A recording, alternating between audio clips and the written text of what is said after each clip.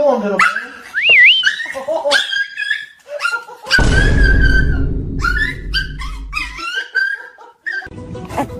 You guarding that, buddy? That's your treasure? What? Oh my god. I can't with you.